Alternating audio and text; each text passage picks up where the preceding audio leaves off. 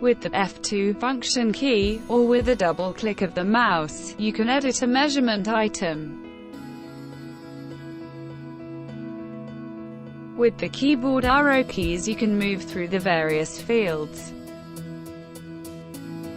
Use the delete key or the backspace to clear a field and enter a new value.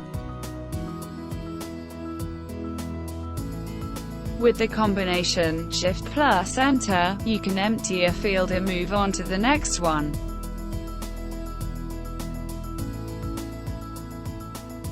From the local menu, highlight a row or all measurement rows.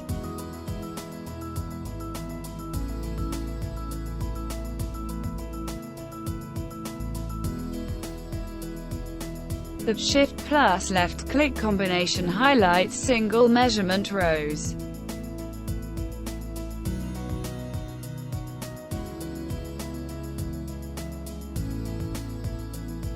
Copy the selected row or the whole block to paste it in the same item or into another one.